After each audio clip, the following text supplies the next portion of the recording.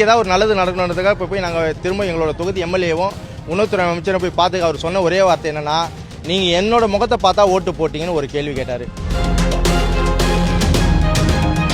Vijay CM சாரோட முகத்துக்காக தானே ஓட்டு போட்டீங்கன்னு ஒரு கேள்வி கேட்டார். நாங்கள் அவர் முகத்துக்காக ஓட்டு போட்டதாகவே இருக்கட்டும், ஆனால் எங்களோட தொகுதி எம்எல்ஏ அவர் தானே எங்களுக்கு பண்ணியாகணும்.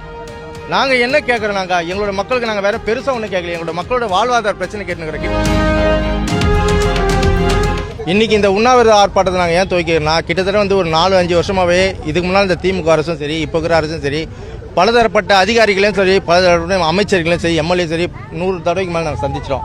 முந்தைய அரசு எங்களுக்கு எந்த விதமான சப்போர்ட்டும் பண்ணலை. அதுக்கு நேர்மாறா காவல்துறை மூலமாக எங்கள் மேலே கெடுபிடி தான் கொடுத்தாங்க தவிர பல பேருக்கு பொய் வழக்குகளை போட்டு நிலுவையில் வச்சுக்கிறாங்க.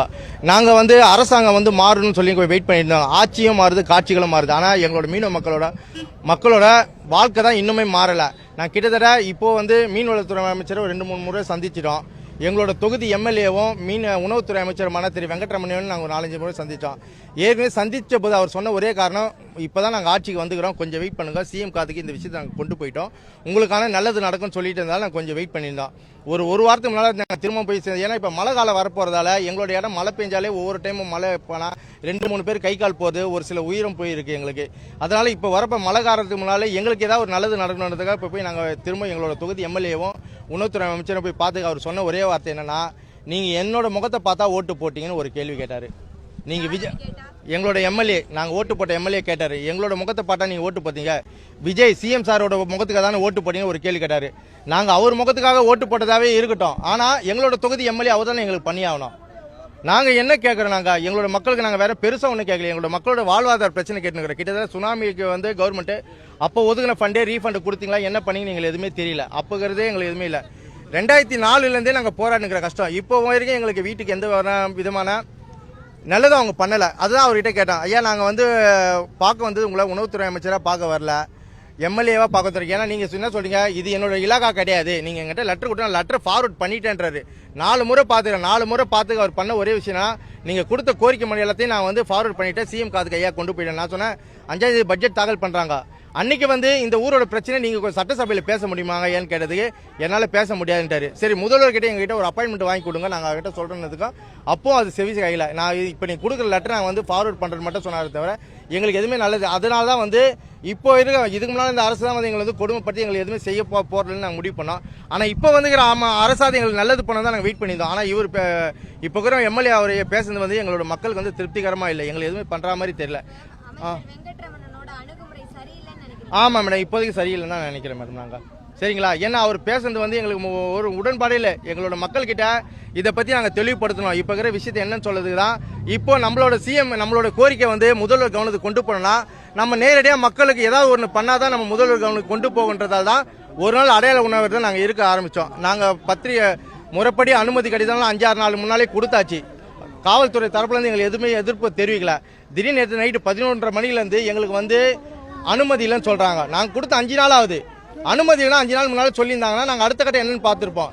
இன்னைக்கு காலையில் நாங்கள் எல்லாருமே இன்னைக்கு எங்கள் ஊர் மக்கள் கிட்டத்தட்ட 1000 குடும்பம் யாரும் வேலைக்கு போகலை, மீனில் கடல் தொழில் யாரும் பண்ணலை, மீன் வியாபாரம் யாரும் பண்ணலை. என்னன்னா இன்னைக்கு ஒரு நாளோட எங்களோட பொழப்பை நாங்கள் எங்களை உடம்பை வருத்திங்கன்னா நாங்கள் உண்ணாவிரதத்துக்கு இருக்கமே தவிர நாங்கள் ஒரு ஆர்ப்பாட்டமோ கோஷமோ போடுற ஐடியா இல்லை. எங்களோட அமைதியான முறையில் நாங்கள் கேட்ட இடத்துல எங்களை விட்டிங்கன்னா சைலண்டாக உட்காந்துட்டு எங்களோட கோரிக்கை நாங்கள் வச்சுட்டு போயினே இருப்போம் தெரிவிச்சுக்கிறோம்.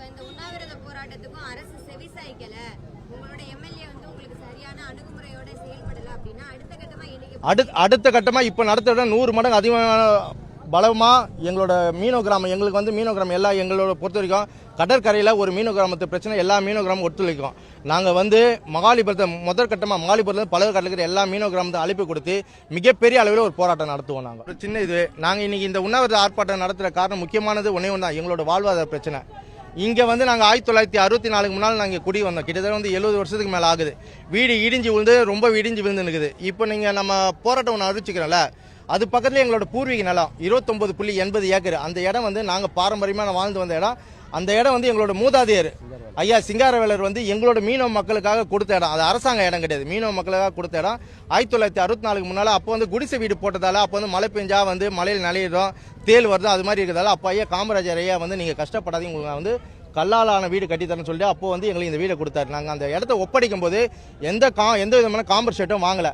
அப்போ இந்த மூதியாருக்கு படிப்பறிவும் எதுவுமே இல்லாதால அந்த இடத்த நாங்கள் கொடுத்துட்டு இங்கே வந்துட்டோம். இப்போ என்னன்னா அந்த இடம் வந்து எந்தவித பயன்பாடும் இல்லாமல் 15 வருஷத்துக்கு மேலே காலியாக இருக்குது. ஒரு மக்கள்கிட்ட எடுத்த இடம் 10 வருஷம் மேலே காலியாக இருந்தால் அந்த இடத்த அந்த மக்களுக்கே கொடுக்கலாம்னு சொல்லி கவர்மெண்ட் ஆர்டர் இருக்குது. அந்த ஆர்டரையும் நாங்கள் பேஸ் பண்ணிட்டோம். அதே மாதிரி இந்த இடத்துல வந்து 2050 ஆர்டரில் வந்து வீடு வந்து கடல் தண்ணி உள்ளே வந்து வெப்பமயதால அது நாங்கள் அந்த இன்னொன்று அந்த இடம் பட்டா இடம், எங்களோட மக்கள் பேரில் இருக்கிற பட்டா இடம், தனிப்பட்ட இடம் கிடையாது. இப்போ வந்து இந்த இடத்துல வந்து 2050 வந்து பகுதி வாரியாக அழிஞ்சிடும் ஒரு கவர்மெண்ட். இதுக்கு முன்னால் இந்த சிஎம் சார் மு.க. ஸ்டாலினோட தலைமையில இந்த கிளைமேட் ஆக்ஷன் அமைப்பில் கொடுத்துக்கிறாங்க. 2050 பகுதி வாரியாக அழிஞ்சிடும். 2100 இந்த இடம் வாழவே தகுதி இல்லாமல் அழிஞ்சிடும் சொல்லி ஒரு அறிக்கை கொடுத்துறாங்க. அரசாங்கம் கொடுத்த அறிக்கை பேஸ் பண்ணி தான் இந்த இடம் அழிஞ்சிடும் சொல்லும்போது எங்களுக்கு திருப்பி நீங்கள் இந்த இடத்துல வீடு கட்டி தரீங்க, நாங்கள் பாரம்பரியமாக வந்து எங்களோட பூர்வீக இடத்தை கொடுங்கன்னு சொல்லி நம்ம கேட்டுட்டு இருக்கிறோம். கிட்டத்தட்ட இதுக்கு முன்னால் இந்த ஆட்சி திமுக ஆட்சி இருக்கும்போது இப்போ இருக்கிற சட்டமன்ற உறுப்பினர் ஐயா வந்து எலெக்ஷன்ல ஒரு 3 அனைத்து வேட்பாளர் கலந்துக்கிற கூட்டாளியில் ஒரு பேட்டி கொடுத்தாரு. அவர் என்ன கொடுத்தாருன்னா, இந்த மக்கள் மீனவ மக்களுக்கு சொந்தமான இடம், இந்த இடத்த கொடுக்குறது உங்களுக்கு என்ன கஷ்டம்னு சொல்லி திமுக அரசு அப்போ அவர் கேட்டார். அவர் எதிர்கட்சி வரிசையில் இருக்கும்போது இன்னைக்கு வந்து ஆளுங்கட்சியா வந்ததுக்கு அப்புறம் அதை மறுக்கிறாரு. இப்போ அவங்க சொன்னது வந்து கேட்ட பேர் ஆயிடுச்சு. இப்போ இவர் என்ன சொல்றாரு, அதே தான் சொல்றாரு. இதுக்கு முன்னாடி திமுக ஆட்சியில் என்ன சொன்னாங்களோ அதே தான் சொல்றாரு. எதிர்கட்சியில் நிற்கும் போது ஒரு பேச்சும் ஆளுங்கட்சியா வந்தபோது ஒரு பேச்சுன்னும் போது சரிப்பட்டு அந்த வீடியோ எல்லாம் ரெக்கார்டு எல்லாமே நம்ம கிட்ட இருக்குது. அதை காமிச்சு நம்ம பேசி இருக்கிறோம் நம்ம.